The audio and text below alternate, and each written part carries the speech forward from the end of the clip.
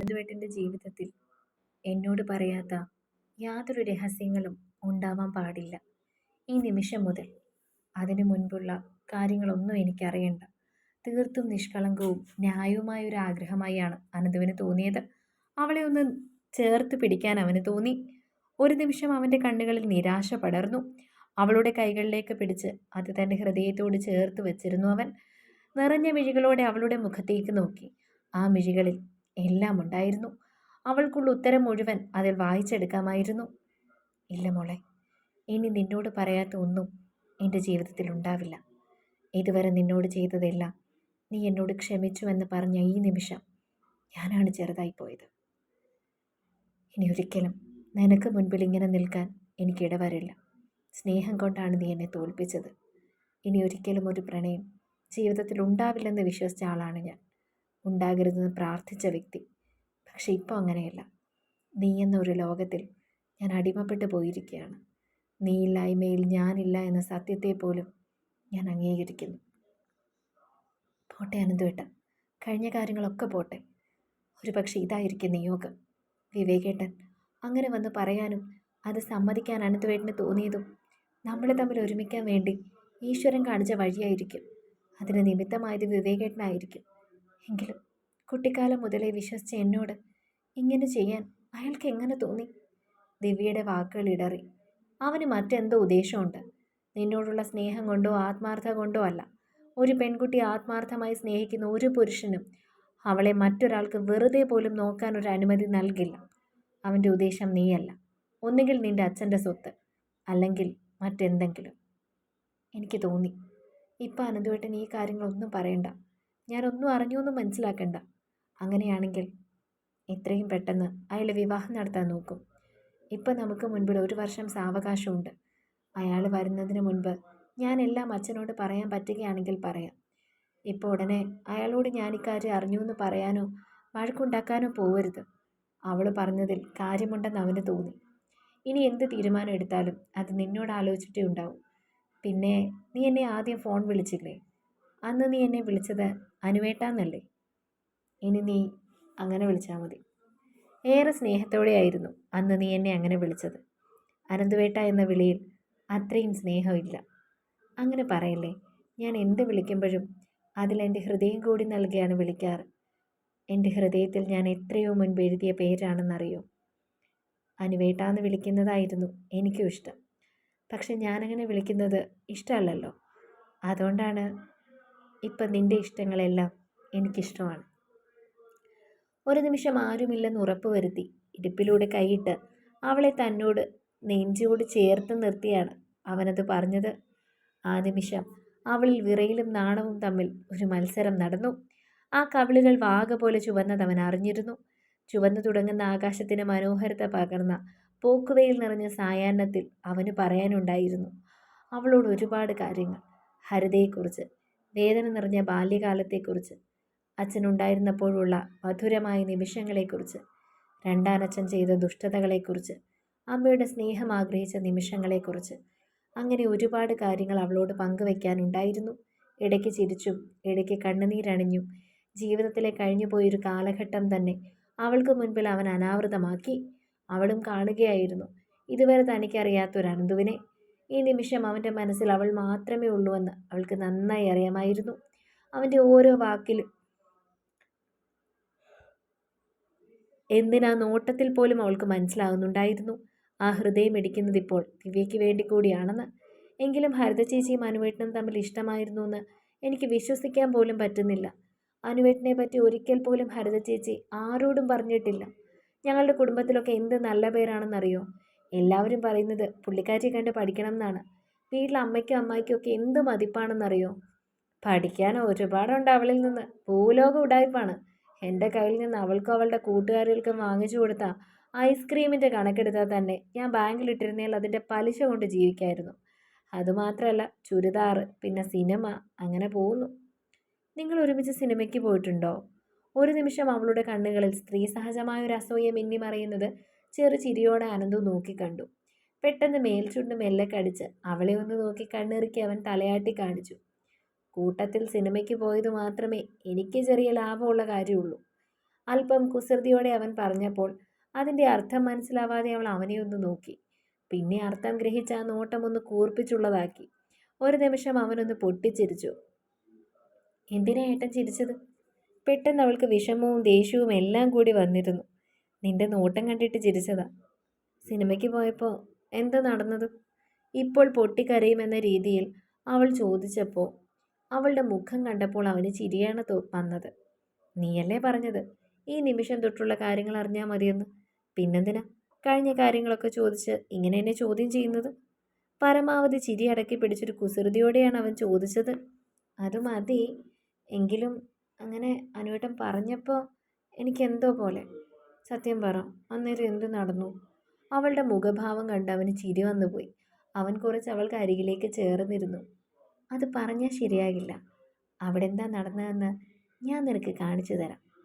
എന്തെങ്കിലും മറുപടി പറയാൻ അവസരം നൽകുന്നതിന് മുൻപ് തന്നെ അവൻ്റെ ചുണ്ടുകൾ അവളുടെ ചുണ്ടുകൾക്ക് മുകളിലേക്ക് പതിഞ്ഞിരുന്നു.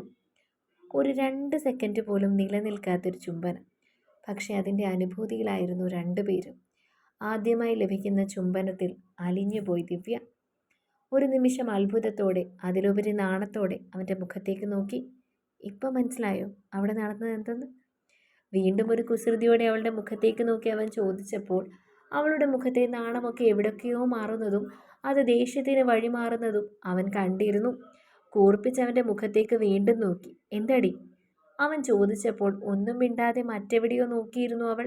അവളുടെ അരികിലേക്ക് ചേർന്നിരുന്ന് അവളുടെ കാതിൽ പറഞ്ഞു, ഇങ്ങനെയൊരു അനുഭവം എനിക്ക് ജീവിതത്തിൽ ആദ്യമാണ് പെണ്ണെ. അന്നെനിക്ക് ഇങ്ങനെയൊരു ആഗ്രഹം ഉണ്ടായിരുന്നു, പക്ഷേ ധൈര്യമില്ലായിരുന്നു. ഇപ്പോൾ ജീവിതത്തിൽ ആദ്യമാണ്. മരിച്ചുപോയ എൻ്റെ അച്ഛൻ സത്യം. ഇനി അങ്ങോട്ട് എന്നും എൻ്റെ ജീവിതത്തിൽ ഇതേ ഒരാളിൽ നിന്ന് തന്നെ വേണം. ഏറെ ആർദ്രമായി അങ്ങനെ അവൻ പറഞ്ഞപ്പോൾ അവളുടെ മുഖം വീണ്ടും വാകച്ചുവപ്പിന് വഴിമാറുന്നത് അവൻ അറിഞ്ഞു. എന്താ ഞാൻ പറയുന്നത് കള്ളമാണെന്ന് തനിക്ക് തോന്നുന്നുണ്ടോ? അവളുടെ കണ്ണുകളിലേക്ക് നോക്കിക്കൊണ്ട് ചോദിച്ചപ്പോൾ ആ കണ്ണുകളിൽ നിറഞ്ഞു നിന്നത് നിഷ്കളങ്കതയാണെന്ന് അവൾക്കറിയാമായിരുന്നു. ഇല്ലെന്നവൾ തലയാട്ടി. എങ്കിൽ പിന്നെ ഒരുപാട് താമസിക്കാതെ വീട്ടിലേക്ക് പോ. സന്ധ്യ ആവാറായി. ഇനി നിൽക്കണ്ട. സമാധാനത്തോടെ ഇന്ന് എനിക്കൊന്ന് ഉറങ്ങണം. അവൻ പറഞ്ഞപ്പോൾ അവളൊന്ന് ചിരിച്ചു. ഇന്ന് വൈകിട്ട് വിളിക്കാൻ പറ്റുമോ? ആകാംക്ഷയോടെ അവൻ ചോദിച്ചു. അറിയില്ല, ചേച്ചി വീട്ടിലുണ്ട്. എനിക്കിപ്പോൾ ഒരു നിമിഷം പോലും നിന്നോട് സംസാരിക്കാതെ പറ്റില്ല ദിവ്യ. ഹൃദയം തുറന്നുള്ളൊരു തുറന്നു പറച്ചിൽ. അതവളുടെ ഹൃദയത്തിൽ ആഴത്തിൽ പതിഞ്ഞിരുന്നു. തിരികെയുള്ള യാത്രയിൽ രണ്ടുപേരുടെയും മനസ്സ് ശാന്തമായിരുന്നു. ഇത്രകാലവും മനസ്സിൽ തോന്നിയ പല സംശയങ്ങൾക്കും ഉത്തരം കിട്ടിയൊരു ദിവസമായിരുന്നു ദിവ്യയ്ക്ക്. മനസ്സിൽ കൊണ്ടു നടന്ന പല വേദനകളും ഇറക്കി വച്ചൊരു ദിവസമായിരുന്നു അനന്തുവിന്. ക്യാൻറ്റീനിലിരുന്ന് ചൂട് ചായ കുടിക്കുകയായിരുന്നു വിവേക്. പെട്ടെന്നാണ് അരികിലേക്ക് വന്ന് ഇഷയിരുന്നത്. അവളുടെ മുഖഭാവത്തിൽ നിന്ന് അവൾ തന്നെ പഠിക്കുകയാണെന്ന് വിവേകിന് തോന്നിയിരുന്നു. അവൻ അവളുടെ മുഖത്തേക്ക് നോക്കി. എന്താ ഇഷ? ഒന്നുമില്ല. വിവേക്, നീ ട്രാൻസ്ഫർ നോക്കുന്നുണ്ടോ? ആര് പറഞ്ഞു? അമ്പരപ്പോടെ അവൻ ചോദിച്ചു. പറഞ്ഞതാരോ ആവട്ടെ, കാര്യം സത്യമാണോ? അതിഷ, ഞാൻ തിരക്കിയെന്നുള്ളത് സത്യമാണ്. നമ്മുടെ കാര്യം കൂടി വീട്ടിൽ റെഡി ആവുകയാണെങ്കിൽ പിന്നെ അന്യനാട്ടിൽ കിടന്ന് ജോലി ചെയ്യേണ്ട കാര്യമില്ലല്ലോ. അവൻ വാക്കുകൾക്ക് വേണ്ടി പരതി. എന്നോട് നീ ഇതിനെപ്പറ്റി ഒന്നും സംസാരിച്ചില്ല? ഒന്നുമില്ലെങ്കിലും നമ്മൾ ഒരു വീട്ടിൽ താമസിക്കുന്നവരല്ലേ? വിവാഹം കഴിച്ചില്ലെന്നല്ലേ ഉള്ളൂ. ഭാര്യ ഭർത്താക്കന്മാരെ പോലെ ജീവിക്കുന്നവരല്ലേ നമ്മൾ? അപ്പോൾ എന്തെങ്കിലും കാര്യത്തിൽ ഒരു തീരുമാനം എടുക്കുമ്പോൾ എന്നോട് പറയണ്ടേ? ഇഷ അല്പം കടുപ്പിച്ച് ചോദിച്ചു. അത് മോളെ, കൺഫേം ആയിട്ട് നിന്നോട് പറയാമെന്ന് വിചാരിച്ചു. അവളുടെ മുഖമൊന്ന് കണ്ട് ഒരു നിമിഷം അവന് ഭയം തോന്നി. അവളുടെ മുഖത്തേക്ക് നോക്കി ഒരിക്കൽ കൂടി അവൻ ചോദിച്ചു. എന്താടി, ഞാൻ നിന്നെ പറ്റിച്ചിട്ട് പോകുന്നോ മറ്റോ നിനക്ക് പേടിയുണ്ടോ? തമാശ രീതിയിലാണ് അവൻ ചോദിച്ചത്. ആ ഒരു പേടി എനിക്കില്ല. കാരണം എന്നെ പറ്റിച്ചിട്ട് പോയാൽ പിന്നെ നീ സുഖമായി ജീവിക്കുമെന്ന് തോന്നുന്നുണ്ടോ? അതിന് ഞാൻ അനുവദിക്കുമെന്ന് തോന്നുന്നുണ്ടോ? ഞാൻ ആത്മഹത്യയൊന്നും ചെയ്യില്ല, പക്ഷെ ഒരു കൊലപാതകം ചെയ്യും. ഞാൻ വെറും വാക്ക് പറയാറില്ല. അത്രയും പറഞ്ഞ് അവൾ എഴുന്നേറ്റ് പോയപ്പോൾ ഒരു നിമിഷം അവളുടെ കണ്ണുകളിൽ ദൃഢനിശ്ചയത്തിൻ്റെ നാളങ്ങൾ എരിഞ്ഞു. എന്തൊക്കെ പറഞ്ഞാലും ഇഷയെ ഒന്ന് സൂക്ഷിക്കണമെന്ന് അവൻ ഉറപ്പായിരുന്നു. താൻ ഇതുവരെ കണ്ടിട്ടുള്ള സ്ത്രീകളെ പോലെയല്ല. അവളുടെ ഒരു നോട്ടം പോലും തന്നെ ഇരിക്കാൻ കഴിവുള്ളതാണെന്ന് അവന് തോന്നിയിരുന്നു. അവളെ നേരിടേണ്ടത് ബുദ്ധിപരമായാണ്. സ്നേഹം കൊണ്ട് കീഴടക്കാൻ സാധിക്കാത്ത ഒരു പെൺഹൃദയവും ഇന്ന് വരെ മണ്ണിൽ ഉടലെടുത്തിട്ടില്ലല്ലോ.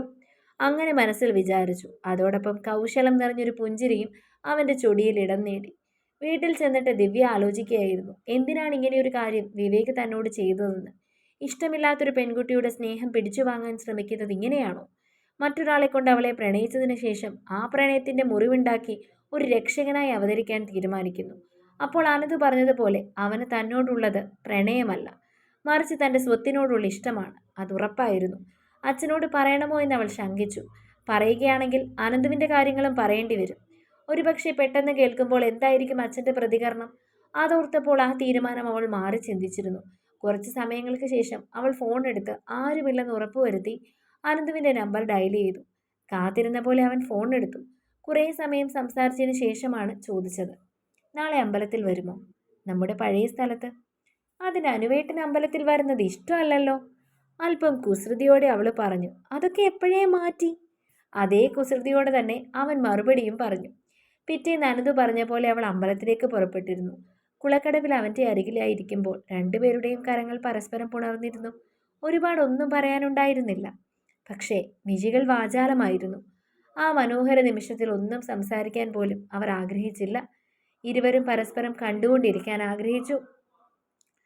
ആ സാന്നിധ്യത്തിൽ ഹൃദയം വെമ്പൽ കൊണ്ടു.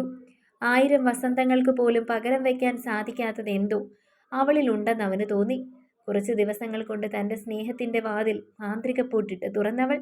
ആർക്കു മുൻപിലും തോറ്റുകൊടുക്കില്ലെന്ന് അഹങ്കരിച്ചെന്ന നടന്ന തന്നെ സ്നേഹം കൊണ്ട് തോൽപ്പിച്ചവൾ. ഇന്നോളം ആത്മാർത്ഥ സ്നേഹത്തിന് മുൻപിൽ മാത്രമേ ഏതൊരു മനുഷ്യനും തോറ്റുപോയിട്ടുള്ളൂ. പവിത്രമായൊരു സ്നേഹമാണ് അവൾ നൽകുന്നത്. ഇങ്ങനെ നോക്കിയിരിക്കാനാണോ എന്നെ കാണണമെന്ന് പറഞ്ഞത്? അവൻ്റെ മുഖത്തേക്ക് നോക്കി അവൾ ചോദിച്ചു. അതൊരു രസമല്ലേ? ഇതുവരെ നോക്കിയതുപോലെയല്ലല്ലോ. ഇപ്പം നിന്നെ നോക്കാൻ എനിക്ക് പ്രത്യേക താല്പര്യമല്ലേ? അല്പം കുസൃതിയോടെ മീശത്തുമ്പൊന്ന് കടിച്ചു പിടിച്ചവൻ അവളുടെ മുഖത്തേക്ക് നോക്കി പറഞ്ഞു. ആ കണ്ണുകളിലൊരു അപായ സൂചന മിന്നി. അന്ന് ആ കല്യാണ നിശ്ചയത്തിന് പാട്ടുപാടിയില്ലേ? അതെനിക്ക് വേണ്ടി ഒന്ന് പാടാമോ? അവൻ്റെ മുഖത്തേക്ക് നോക്കി കൊഞ്ചിയുള്ളൊരു ചോദ്യം. പാട്ടുപാടാം, പക്ഷെ പാട്ടുപാടി കഴിയുമ്പോൾ നീ ഞാൻ ചോദിക്കുന്ന സമ്മാനം തരണം. സമ്മാനോ? എൻ്റെ കയ്യിൽ കാശൊന്നുമില്ല സമ്മാനം വാങ്ങിത്തരാൻ. നീ പ്രത്യേകിച്ചൊന്നും വാങ്ങിത്തരണ്ട, നിന്റെ കയ്യിലുള്ളത് തന്നെയാണ്, അത് തന്നാൽ മതി. അതെന്താ? അതൊക്കെ ഞാൻ പാട്ട് പാടിയിട്ട് പറയാം. എൻ്റെ കയ്യിലുണ്ടേൽ തരാം, വേഗം പാട്. അവളുടെ മുഖത്തേക്ക് നോക്കിയാണ് അവൻ പാടിയത്. സൂപ്പർ! അവൾ കൈകൊട്ടി. സമ്മാനം എടുക്ക്. എന്താണ്? ഒരു കണ്ണടച്ച് കയ്യിലെ ചൂണ്ടുവിരലാൽ തൻ്റെ ചുണ്ടിലൊന്ന് തൊട്ട് കാണിച്ചു. ഒരു നിമിഷം അവളൊന്ന് അമ്പരന്നു. ശരീരത്തിലൂടെ ഒരു മിന്നലോടിയത് അവൾ അറിഞ്ഞു. ഇവിടെ നിനക്ക് മാത്രം തരാൻ പറ്റുന്നൊരു സമ്മാനം. ഏറെ പ്രണയത്തോടെ പറഞ്ഞവൻ. അവളില്ല എന്ന നിഷേധത്തിൽ തലയാട്ടി. അവൻ അവളെ കൂർപ്പിച്ചു നോക്കി. ഒരിക്കലും ഞാൻ നിർബന്ധിക്കില്ല, നിനക്ക് കൂടി തോന്നുമ്പോൾ മാത്രം. പക്ഷേ ഇത് ഓർമ്മയിലുണ്ടാവണം. ചെറു ചിരിയോടെ അവൻ പറഞ്ഞു. കുറച്ച് സമയം കൂടി സംസാരിച്ചതിന് ശേഷം അവർ തിരികെ പോകാൻ എഴുന്നേൽക്കാൻ തുടങ്ങി. ആ നിമിഷം അവൻ്റെ കൈകളിൽ പിടിച്ചവൾ പിന്നെ ആ മുഖത്തേക്ക് നോക്കി. പിന്നെ മിഴികൾ അടച്ച് നേർത്തൊരു ചുംബനം അവൻ്റെ ചുണ്ടിൽ അവൾ നൽകി. നാണത്താൽ അകന്നു മാറുന്നവളെ അവൻ തന്നിലേക്ക് അടുപ്പിച്ചു. ഇടുപ്പിൽ ചേർത്ത് നിർത്തി ആ ചുണ്ടുകൾ അവൻ സ്വന്തമാക്കി. അവളുടെ വിരലുകൾ അവൻ്റെ പുറം കഴുത്തിൽ അമർന്നു. അവൻ്റെ പുറത്ത് അവളുടെ നീണ്ട നഖങ്ങൾ സുഖകരമായ ക്ഷതങ്ങൾ തീർത്തു. രണ്ടുപേരും ഒരു പുതിയ അനുഭൂതിയുടെ തേരിലേറി ഉയർന്നു. തുടരും. അടുത്ത ഭാഗങ്ങൾക്ക് വേണ്ടി ചാനൽ സബ്സ്ക്രൈബ് ചെയ്യണേ.